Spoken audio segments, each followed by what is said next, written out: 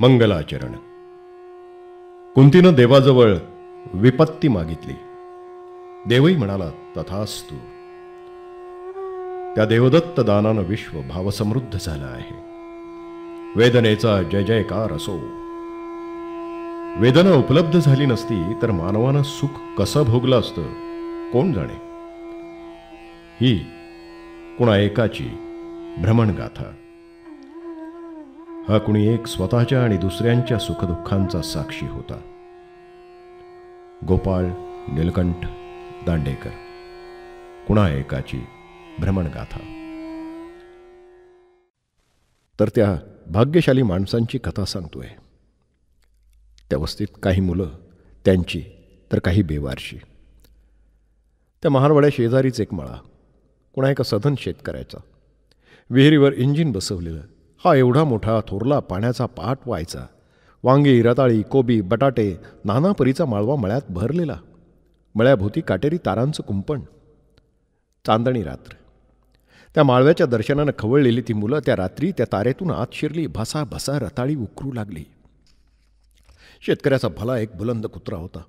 त्यानं भुंकून भुंकून कोल्हाळ केला. राखणदार जागा झाला. त्यानं कुत्र्याला साखळीतून मोकळे केलं. हाती आसूड घेऊन तो कुत्र्याच्या मागे निघाला. पोरं मळ्यात शिरले तेव्हा मी लावण्यात रंगलो होतो. कुत्र्यांचं भुंकणं आणि राखणदाराचा कोल्हाळ ऐकला. कुतूहलानं कुंपणा शेजारी येऊन उभा राहिलो. चांदण्याच्या प्रकाशात सगळं स्वच्छ दिसत होतं. कुत्रा इकडे येतो आहे पाहतच ती पुरं उकरलेली रताळी कशीबशी उचलून सुसाट पळत सुटली. बाकी तर कशीबशी ताऱ्याच्या अणकुचीदार टोकानं अंगफाडीत बाहेर पडली. पण एकाला बाहेर पडणं लवकर जमलं नाही. तोवर कुत्र्यानं त्याच्या पिंढरीचा लचका तोडला. राखणदारानं कुंपणाच्या खांबावर चढून बाहेर उडी मारली. त्यातला एक नागवं पोर त्यानं धरलं आणि मग सुरू केले आसूडाचे फटकारे. कुत्र्यानं पोटरी धरलेलं पोर आणि हे. त्याही स्थितीत ते पोरं रताळी चावीत होती. पुढला आकांत सांगत नाही. तू वडिलांजवळ अध्ययन केलेलं आहेस. माझ्या एका प्रश्नाचं उत्तर दे यशोदे. कोणत्या?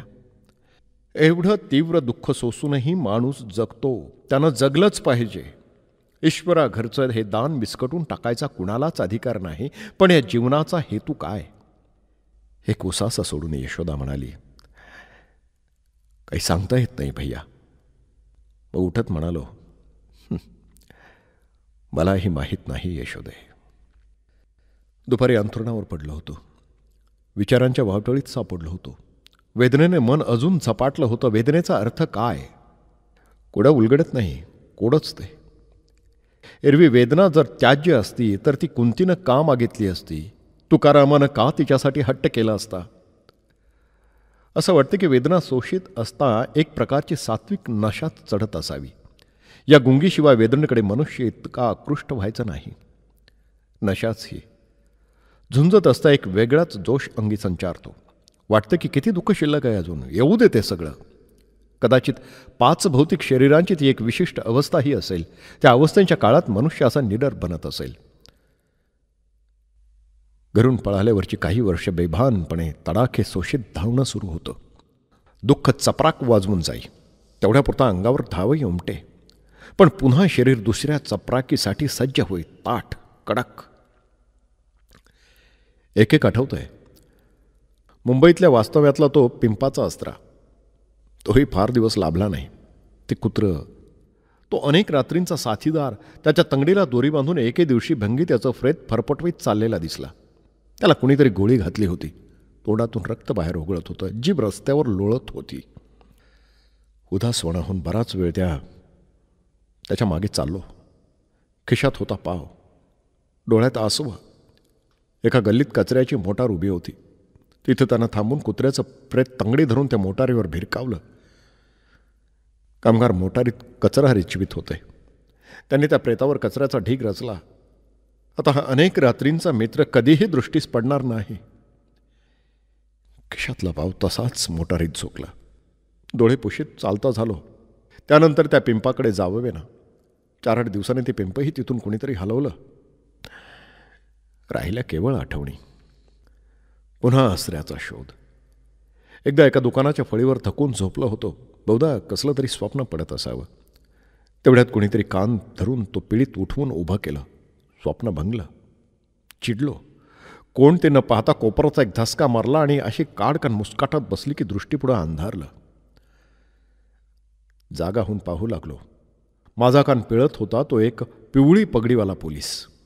तो दिसता क्षणी दृष्टीपुढला अंधार घडत झाला. एक हिसाडा देत त्यानं विचारलं, कुठला? उत्तर दिले नाही. शब्द जिभेवरती येईनात. पुन्हा हिसाडा, पुन्हा एक प्रश्न, बाहेर आहेस का? पुन्हा उत्तर सुचलं नाही. तेव्हा त्यानं कानाला असा पिरगळा दिला की शिळक अगदी आतपर्यंत पोहोचले. खच्चून ओरडलो. तो म्हणाला, धूप दाखवला की मोठी भूतं बोलकी होतात. तो केस झाड की पत्ते. नीट उभा राहा, नीट. त्यानंच कानाची ओढाताण करत मला सरळ करून विचारलं, भडव्या कुठला आहेस तू? बाप कुठं आहे तुझा? पळून आलास की चोरी करून आलास? काय बोलू? पुन्हा एक मुस्कटात. आता मात्र रडू फुटलं. तो म्हणाला, रडण्याचं सोंग करता येतं हां, बोलता येत नाही. अच्छा, गेटावर चल, तिथे गेल्यावर बोलता होशील. त्यानं कान सोडून दंड धरला आणि गेटाकडे चालवलं. शेवटी पोलिसाच्या हाती सापडलोच. यानं गेटावर पोलीस शिंगा दाखवला की खरं सांगावं लागेल.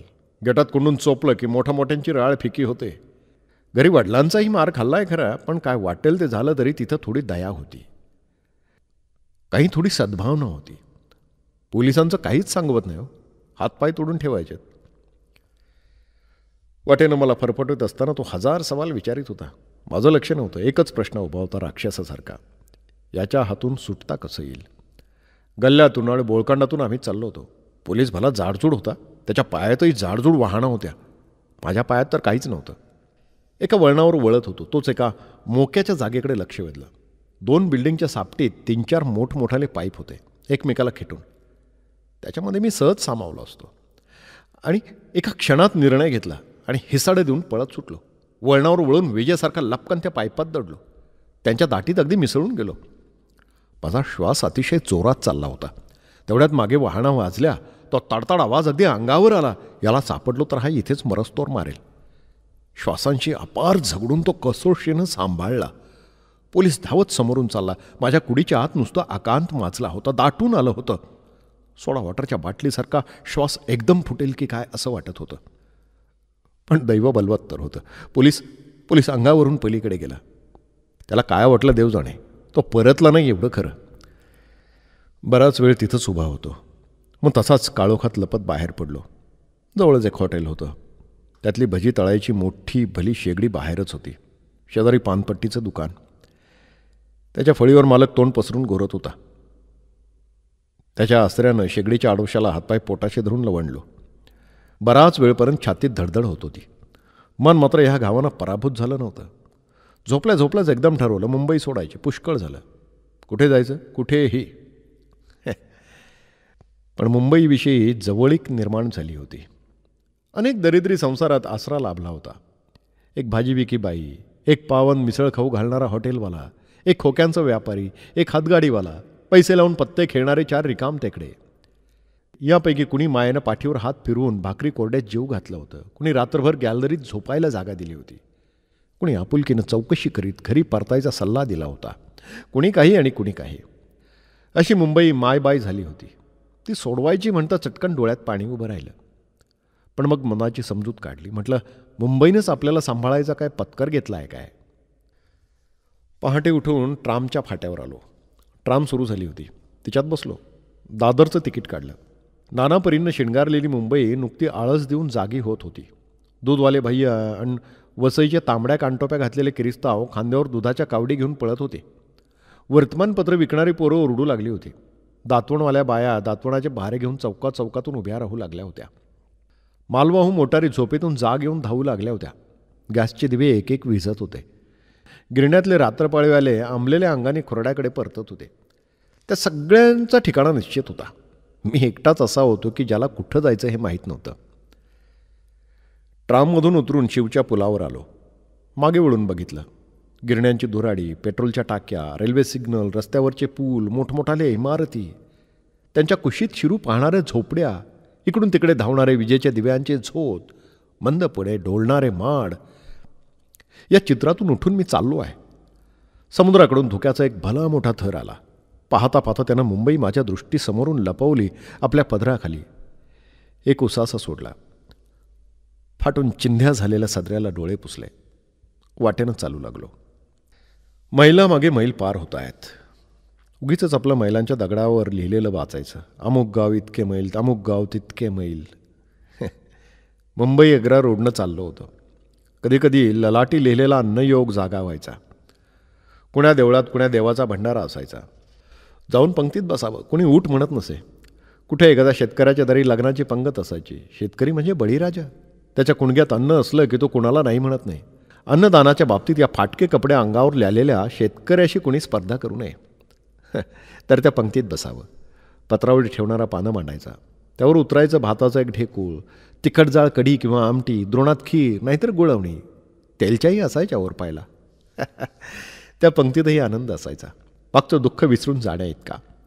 श्लोकांची झड सुरू व्हायची. 4-6 दिवसांची भूक निवल्यानं मीही एखादा संस्कृत श्लोक आळआळवून गायचा. मंडळी खुश व्हायची, भरपूर आग्रह करायची. जेवण झाल्यावर थोडं सुस्तावून पुढे चालू लागावं. वाटेनं कितीतरी दृश्य, छोटी छोटी गावं, त्यामधून विखुरलेली भाताची शेतं, मधूनच आकाशात ओळ धरून उडत चाललेले बगळे, झाडाखाली बसून रवंथ करणारी गुरं, शेतात श्रमणारे शेतकरी. एखाद्या झाडाच्या सावलीत उशाला एखादा ढेकूळ किंवा एखादा धोंडा घेऊन हे सगळं पाहत राहायचो. थकलेलं शरीर तिथंच थांबायचं. मन उन्हाळत असायचं. त्या बगळ्यांबरोबर, आकाशात फार उंचावर जाऊन स्थिरावणाऱ्या घारींबरोबर, करकोचांच्या एखाद्या झुंडीबरोबर, कधी ते भित्र्या डोळ्यांनी या झुडपातून त्या झुडपात धाव घेणाऱ्या सशांबरोबर धावायचं.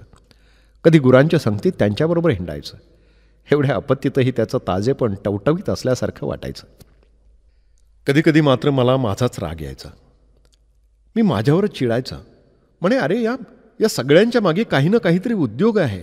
अगदी ही नासुकली पाखरं, ही कावळे, हे चिमण्या, ही सगळी आपापल्या उद्योगात मग्न आहेत. सगळी धावतायत, खपतायत, श्रम करतायत.